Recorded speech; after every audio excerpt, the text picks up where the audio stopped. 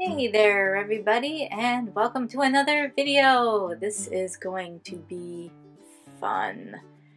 Basically what you guys are going to get is this hex, pretty much I guess kind of opinion on Arch's watercolor paper. I finally got a hold of some. I found it on sale on a website. If I can find it I will link it below, but I don't know that it's still on sale. I bought this closer to Christmas time. So I don't know if it's still available or not. I actually found it through one of Miss Carrie J's videos. So if it's available, I'll link it below. If not, I'm sorry guys. But I got it as a gift pack with some Winsor & Newton paints and a paintbrush, which I love. So everybody raves and rants and says wonderful things about Arch's watercolor paper, and I was wondering what the big hullabaloo was about it. A friend had sent me a sheet not too long ago, and I hadn't used it yet, mostly because I didn't want to use it. I was saving it for something special, and I have it tucked away, and I'm just kind of sitting on it for some ridiculous reason. So when I found it on sale, found the block on sale, I was like, oh, I'm gonna get it. It was only $29.99, and I was like, I can spare $29.99 for this thing that's normally like $49 for 20 sheets of watercolor paper. Full disclaimer though, I am typically a hot press girl. I dislike cold press watercolor paper with a passion, and you know, that right there is like I'm already setting myself up for failure with this stuff. But there are some perks to it, and I will hit on those. Don't worry, my lovelies. I will tell you all.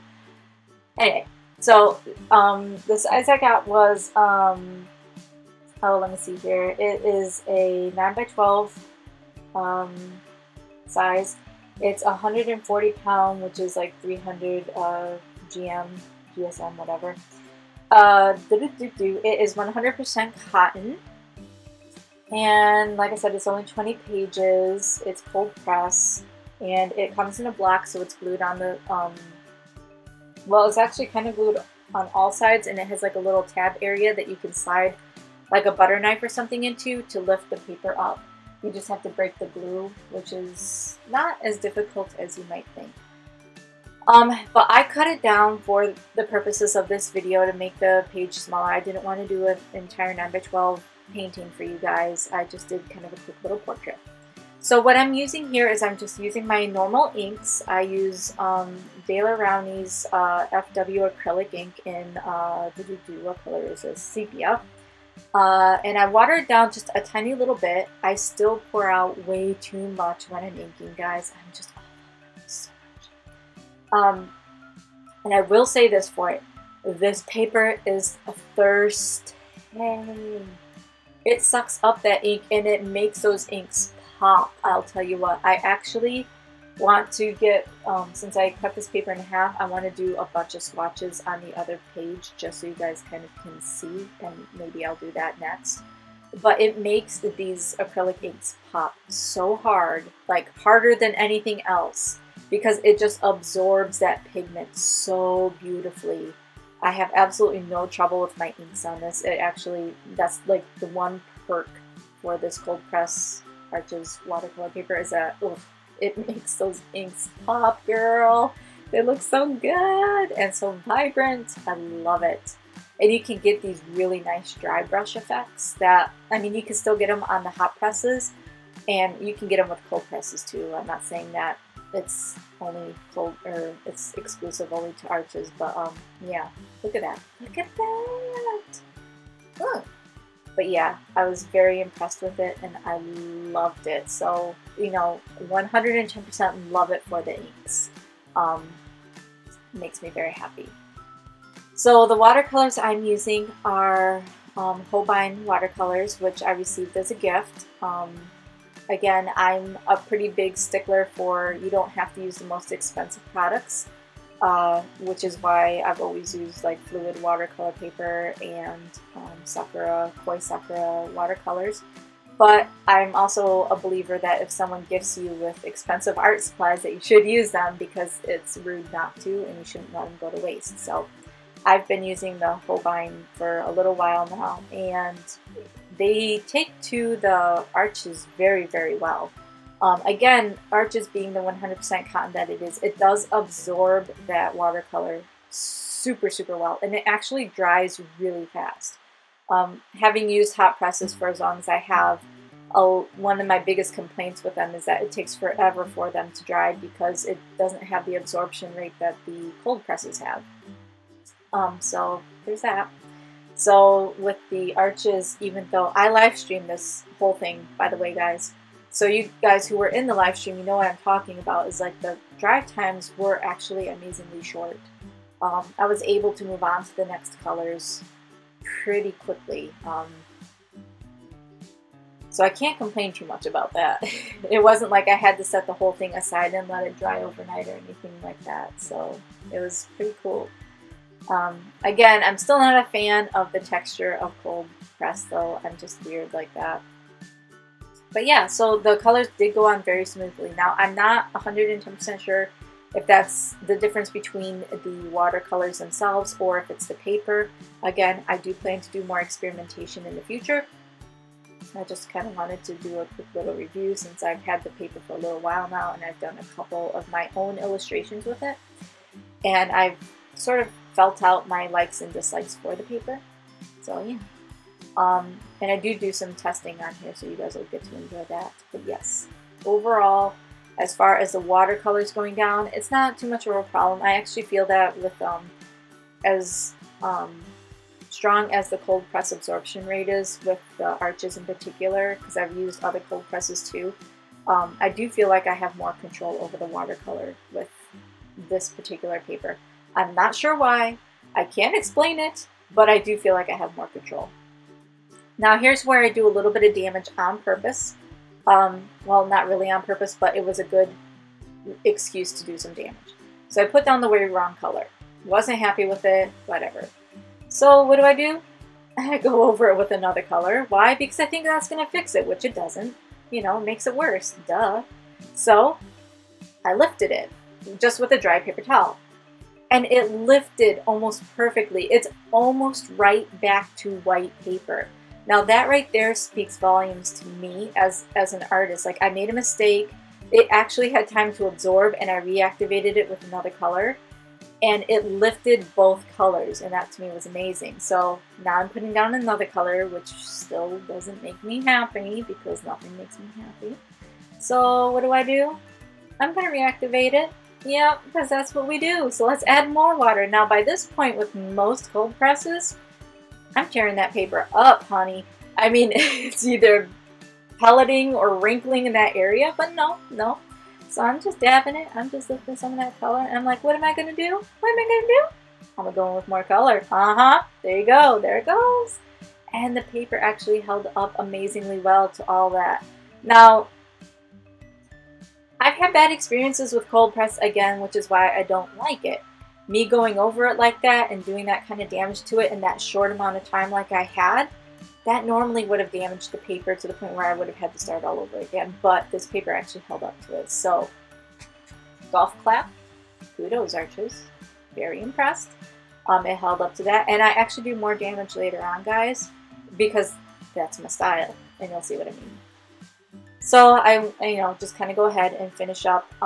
My style is to lay down a layer of watercolor and then I go over with color pencil later on. That's just kind of how my style has developed as far as coloring goes. It's something I enjoy, and it kind of gives it that sort of storybook detail that I've really come to enjoy with my artwork.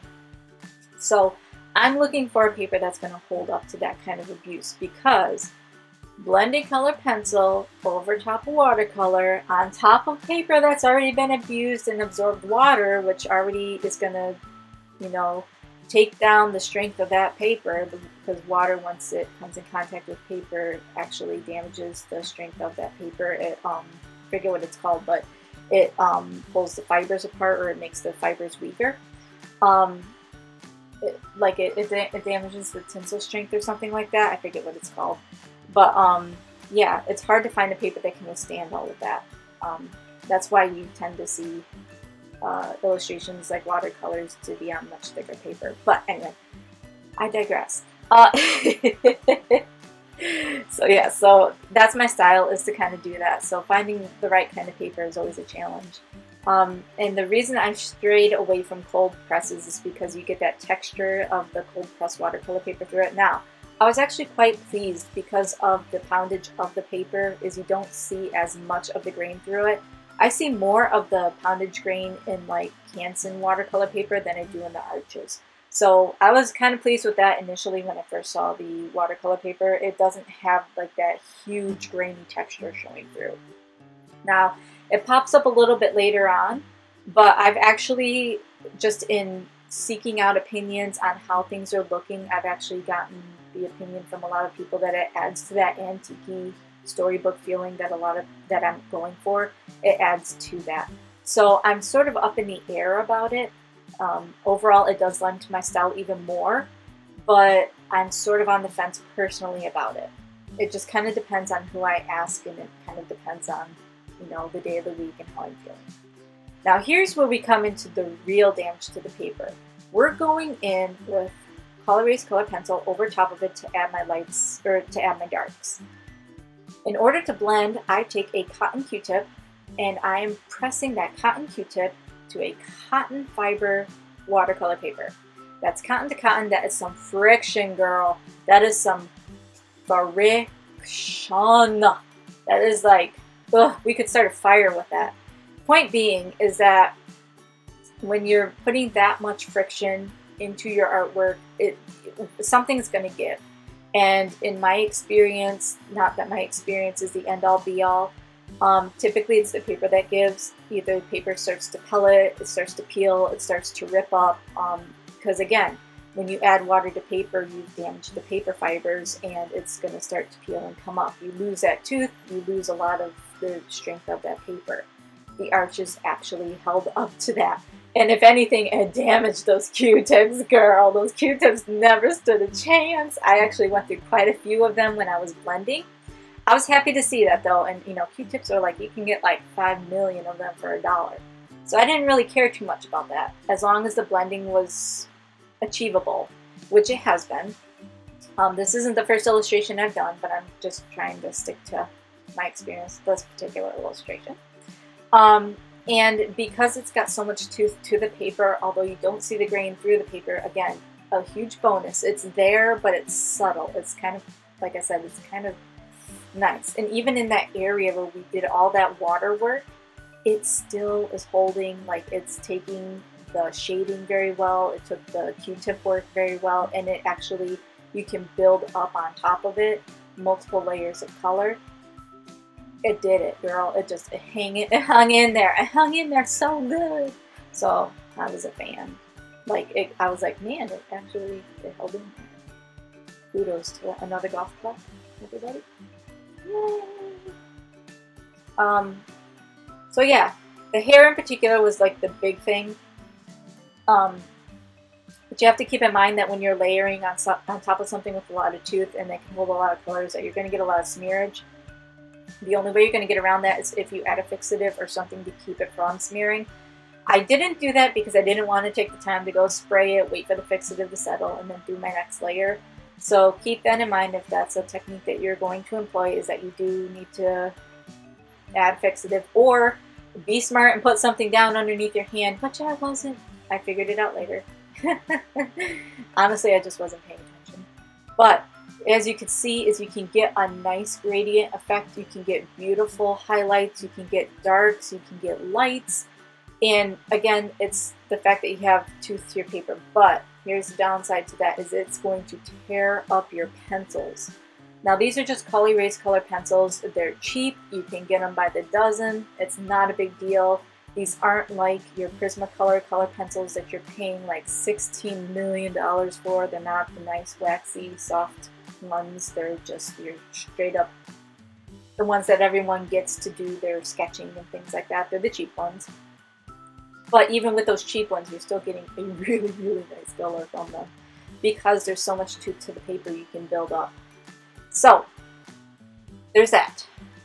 But they will tear up your pencils, like I said. Have a sharpener nearby, and you're going to go through pencils if you do it this way. I'm just throwing that out there for you guys. But you can also push that leg quite a bit farther. I was actually at some point I was using just the Q-tip to sort of add color here and there, because when you're blending, you pull so much off the paper, because again, that's the nature of the beast, but you can still use it here and there. What else did I want to say? I didn't use any blending. I didn't use like any like paint thinners or anything to do anything.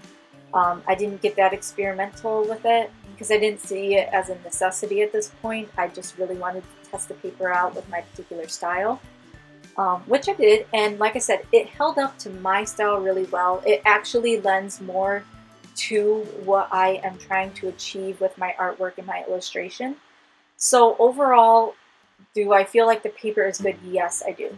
I feel like for the quality, it was good. The fact that I got it on sale makes the price point really good. But would I seek it out on my own, you know, just go out and buy a package of arches? Probably not.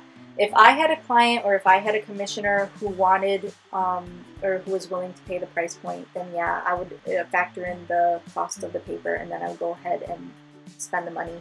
But most people don't want to. They really don't. But anyway, guys, thank you for watching. I hope that this sort of gives you a little bit of insight. You know, guys, these materials are expensive. You do get what you pay for, though, and if you know how to bend and warp these materials to the particular style that you're looking for, you can really, really make excellent art. And, you know, it's all about what you put into it, and you'll get a return on it. So, yeah. Thanks for watching, and I will see you guys in the next video. Bye!